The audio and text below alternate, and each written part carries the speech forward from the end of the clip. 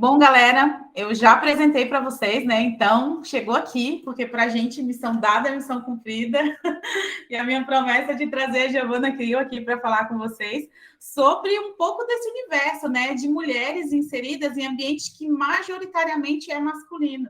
Ela tem uma frase que ela fala e que me marcou muito, né? A frase da Gil é, abre aspas, fazer como o William Bonner fala, né? O futebol não tem gênero e provar isso sempre foi a minha missão. A mim, pelo menos, fica claro que você precisa provar isso diariamente, né? Você tem algum desafio que você enfrenta hoje para cumprir essa sua missão? Primeiro, Dani, quero agradecer o convite, muito obrigada pelo espaço, mandar um beijo para todo o pessoal que está assistindo e vamos falar mais sobre essa luta das mulheres diariamente por espaço, principalmente em ambientes que são mais masculinos, que é o meu caso, né? Como você falou, eu sou comentarista esportiva, jornalista, especialista em futebol europeu e o futebol é colocado aqui no Brasil como um esporte para homens. E eu sempre senti o peso disso, de ter um gênero no esporte, sendo que o esporte não tem gênero, é para todos, desde pequena. Porque eu comecei a jogar bola no colégio aos 5 anos de idade e eu brigava com o professor para poder jogar futebol, porque era uma escola de freiras e aí as meninas jogavam queimada e os meninos futebol. Mas eu não queria jogar queimada. Então, o trato era que eu tinha que arrumar alguém, algum menino para trocar comigo. E aí tinha sempre um amiguinho, o Otávio, que até hoje é um grande amigo meu, que trocava sempre comigo. E quando ele não ia, era uma choradeira, porque o professor não deixava eu meio que pegar o lugar de um menino. E os meninos falavam, você não tem que estar aqui, isso aqui não é para menina, você vai se machucar, Maria João. Então, como que eles sabiam disso já, na pré-escola? Eles escutavam isso dos pais. Exatamente. Então, desde muito cedo, eu notava, né, que eu ia enfrentar um preconceito pesado, um fardo pesado, por simplesmente gostar de futebol. Né? Uma coisa que é para trazer saúde, alegria, ia me gerar, de certa forma, dor e gera até hoje. Então, eu tentei ser jogadora de futebol, decidi parar quando cheguei nos 18 anos, porque vi que o cenário do futebol feminino não ia melhorar, e isso há 10 anos. O futebol feminino hoje se desenvolveu muito mais, mas há 10 anos era precarizado totalmente. Foi uma época em que o Santos, que era o auge, né, o time que toda menina queria jogar, decidiu parar fechou, né, as portas para o futebol feminino. Então, isso foi um baque bem grande, aí eu decidi fazer jornalismo, já pensando em ser jornalista esportiva, principalmente aquela coisa do jornalista que fica ali em campo entrevistando os jogadores, que era onde a mulher já tinha mais espaço, né? Até terminar a faculdade, eu nunca havia pensado em ser comentarista ou ser narradora, porque eu não tinha essa referência.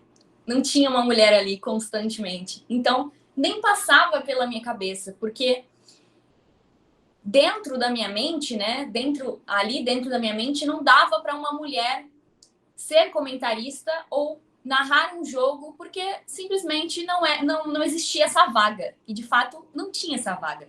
A gente teve que, aos poucos, criar. E eu falo com orgulho que eu participei dessa criação de vaga para as mulheres nas transmissões. Como você já deve ter citado, né, eu sou a primeira mulher a comentar a Liga dos Campeões, que é a maior competição de clubes do mundo no Brasil, então de forma contínua. E eu também sou a única comentarista do grupo, né, TNT, HBO Max, que é da Warner. Então eu falo isso com muita, muita felicidade. Eu participei de um reality que escolheu em 2018 a primeira mulher a narrar um jogo da Liga dos Campeões diretamente do estádio. Fiquei em 4º lugar. E durante esse reality, que foi do extinto Esporte Interativo, que hoje é TNT Esportes, eu descobri que, na verdade, eu queria ser comentarista. Só que foi muito complicado eu chegar. Porque não tinha espaço. Né? Depois que rolou o reality, a emissora em si não abriu mais as portas para as mulheres nas transmissões. E aí a gente viu um pouco da ESPN tentando inserir as mulheres, da Globo inserindo as mulheres. Só que foram 3 anos eu batalhando no YouTube, criando a minha oportunidade, mostrando, olha, as pessoas gostam de mim, eles me levam a sério, eu tenho conteúdo, eu posso ocupar esse lugar. 3 anos para conseguir essa vaga. E eu cheguei e eu continuo dizendo a vocês que é muito difícil. Muito difícil. O espaço é muito restrito. Eles dão a desculpa pra gente, isso eu posso afirmar para vocês em todas as emissoras, que o público não consegue digerir muitas mulheres, que ainda a gente tem muita rejeição. Isso é normal, porque o público está acostumado com transmissões totalmente masculinas. Verdade. Com uma ou outra repórter ali só dando a informação, mas opinando principalmente, que é o papel da comentarista, eles não estão acostumados. E para eles se acostumarem, para eles reconhecerem o valor do nosso trabalho, para eles reconhecerem que a gente tem capacidade para estar ali, a gente precisa estar constantemente ali, não é em uma transmissão ou outra.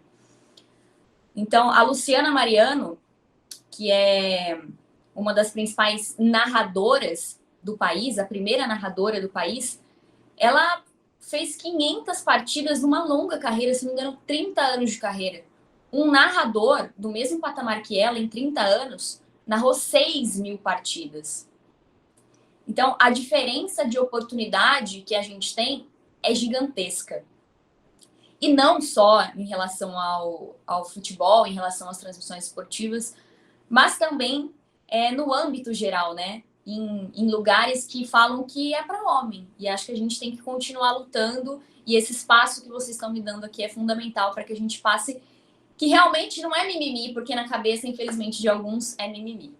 Eu não sei, assim, é uma curiosidade que a turma teve de operações, a gente perguntar. Ainda tem ali nos comentários alguma coisa que coloque em xeque, que duvide ali da sua capacidade de estar fazendo o que você faz, mesmo dentro ali dos seus seguidores?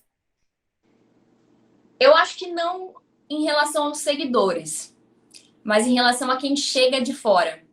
Pelo menos um ou outro ali comentário por dia eu recebo. E são coisas assim bem baixas, sabe? Não é criticando o que eu estou falando ou discordando de alguma opinião minha, porque é normal discordar. Futebol é percepção e a gente não vai chegar num consenso sobre coisas relacionadas ao futebol.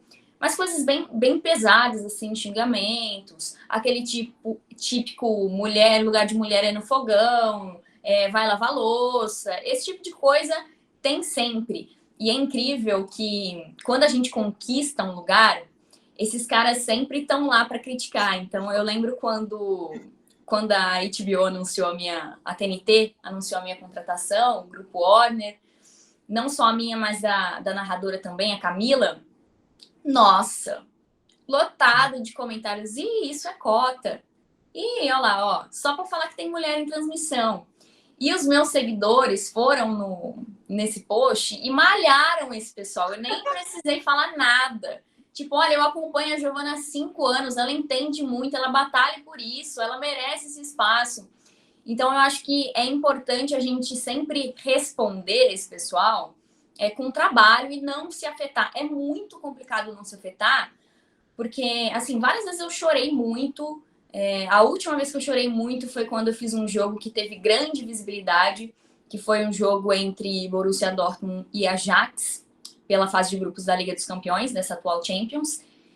E muita gente me criticando no Twitter, assim, falando que eu não merecia estar ali, que eu só fazia comentário porcaria. E muita gente elogiando também. Mas por quê? Porque na cabeça deles, uma mulher não poderia estar fazendo um grande jogo desse. Como assim uma mulher está num lugar que eu queria? Num lugar tão alto? Então, esse pessoal vai ser bem complicado, Dani, a gente mudar o pensamento. E aí eu chorei por isso, porque eu acho que não importa o quão bem a gente faça o nosso trabalho, esse pessoal vai sempre atacar a gente. E não é por conta do nosso trabalho, mas sim porque nós somos mulheres. Então, não tem como eu mudar isso, né? Eu não quero mudar, eu quero continuar sendo mulher. Então, os ataques vão continuar por parte desse pessoal. E aí, eu vejo meu filho, que tem 12 anos, super seu fã. Você já tem um reconhecimento, assim como o João, quantos Joões existem por aí, né? O que você acha que se deu o reconhecimento do seu trabalho, né? E se você acredita que ele seria mais rápido se você não fosse mulher? Dani, me repete a pergunta, por favor.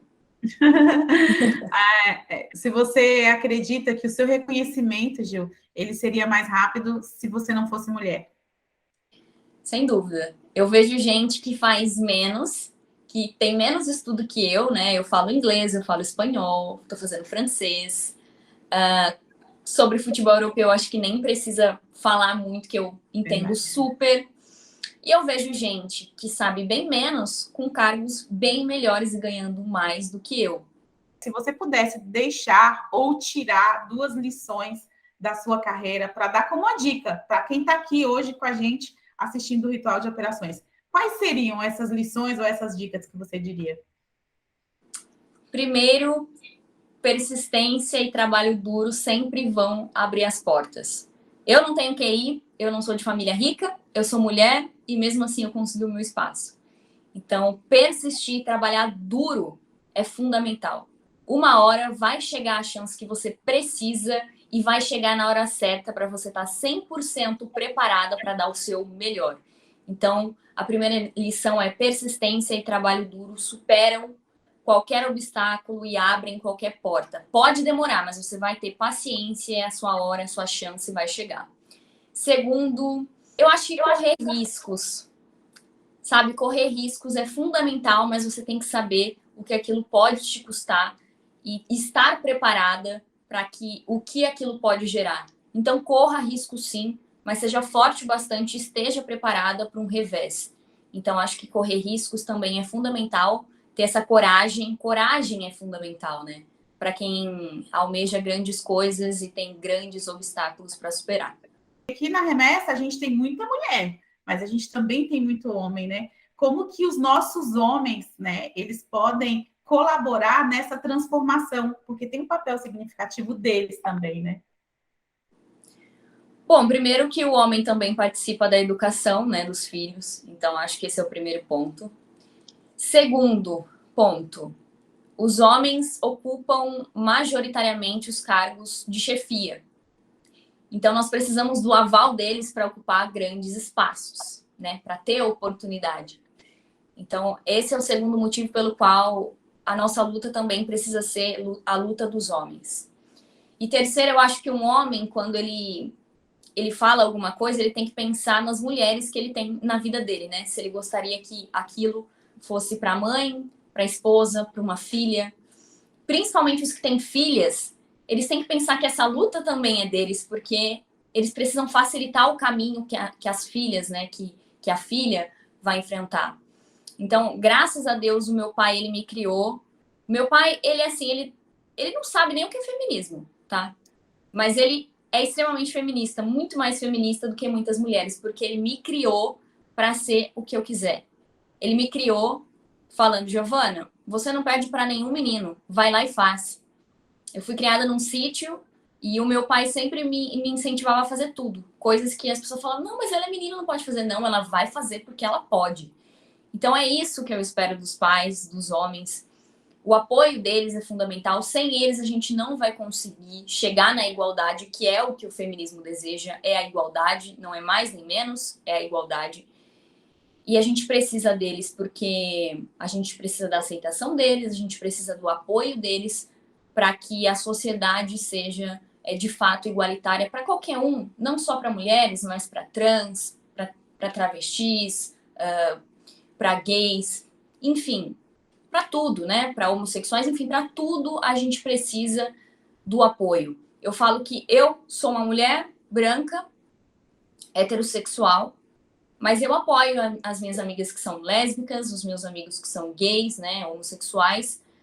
Não é o meu lugar de fala, mas tem que ser o meu lugar de luta. Porque isso inclui o mundo ser, em geral, igualitário. Então, mesmo que você, homem, né, não seja o seu lugar de fala, precisa ser o seu lugar de luta. A gente precisa lutar pela igualdade dos negros, dos homossexuais, dos travestis, das mulheres, enfim, de tudo, de todo mundo, de todas as minorias, porque só assim a gente vai conseguir ter um mundo melhor. Queria que você deixasse um recado especial aí para as mulheres de operações, para as mulheres da remessa online, para as mulheres do Ebanks, e, enfim, afinal, né? Não só para as mulheres, né? Para todo o público aqui, homens, mulheres, enfim, todo o time aí, Remessa Online e Banks, uma mensagem final sua para fechar essa conversa incrível que a gente está tendo agora. Bom, a minha mensagem final é que todos nós, homens e mulheres, a gente se una para lutar por um mundo mais igualitário, para lutar por um mundo em que todos tenham o espaço merecido, em que os espaços, as oportunidades venham para as pessoas que merecem pelo conteúdo, pela qualidade do trabalho e não por gênero. Então, a minha mensagem final é que a gente continue juntos nessa luta, homens e mulheres, para fazer um mundo mais igualitário e melhor, porque eu acredito que todos nós temos a ganhar com isso. Excelente. Gil, foi um prazer ter você aqui em nosso ritual de operações. Muito obrigada. Obrigada a vocês e um grande beijo a todos. Convido vocês a se inscreverem lá no meu canal Futebol das Europa, quem curte futebol europeu, e acompanhar por lá. Beijão!